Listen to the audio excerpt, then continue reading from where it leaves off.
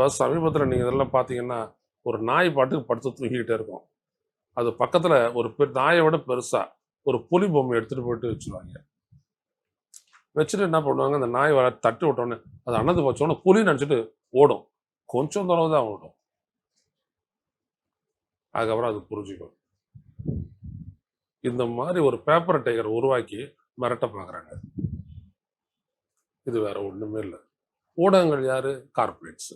Corporates யாரு? BJP. இவ்வளவுதான்.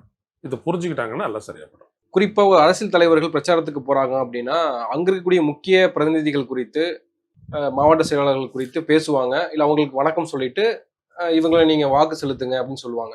ஆனால் விஜய் அப்படி எதுவுமே அங்க இருக்கக்கூடிய முக்கிய பிரதிநிதிகளுக்கு நிர்வாகிகளுக்கெல்லாம் வந்து எதுவுமே சொல்லாம ஸ்ட்ரெயிட்டா அதனுடைய பிரச்சாரத்தை ஆரம்பிக்கிறாரு.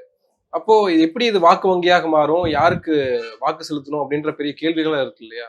நாகை நிர்வாகி விஜய், திருவாரூர் நிர்வாகி விஜய்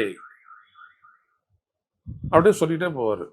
இப்ப அடுத்தபடி எங்க வேலூர் நிர்வாகி விஜய், அப்புறம் திருப்பத்தூர் வேட்பாளர் விஜய். யாராவது தெரியுமா அவருக்கு? இதுக்கே நான் ஒரு கடிதம் போட்டேன். அந்த புசி ஆனந்த் கொடுக்குற லிஸ்ட் அப்படியே அப்ரூவ் பண்ணிட்டாதீங்க. அட்லீஸ்ட் யார் அவங்கன்றத முகத்துக்கு முகம் தெரிஞ்சுங்கன்னு தான் இன்டர்வியூவே பண்ணாரு அவரு. வேணா அந்த கடிதம் இருக்குது என்கிட்ட. அதை கடைபிடிச்சாரு. நான் என்ன சொல்ல வரேன்னா, ஆளை பார்த்திக்க அவங்களோட பின்னணி தெரியுமா அவங்க? அவங்க ரசிகர் மன்ற கூட்டம். அவங்க என்ன அடிப்படையில் உள்ள வந்திருக்கிறாங்க, அவங்களுடைய சம்பாதனை என்ன, போக்குவரத்து என்ன, ஏதாவது உங்களுக்கு தெரியுமா? போய் ஒரு சொல்றாருல்ல, மூட்டைக்கு 10 ரூபா, கிலோவுக்கு 10 ரூபாவா, 40, அதான் 40 கிலோ மூட்டைக்கு 40 ரூபா, அதானே? நீங்க வந்துட்டு மாறிடுவேன் விஜய். நாங்க இதை எவ்வளவு காலமா போராடிட்டு இருக்கிறோம்னு உங்களுக்கு தெரியுமா? ஏன் மாறல தெரியுமா? அங்க இருக்குது கட்சிக்காரனுடைய வருவாய். இப்போ உன் கட்சிக்காரன் வந்தாலும் இதே சம்பாதனையை பண்ணுவான்.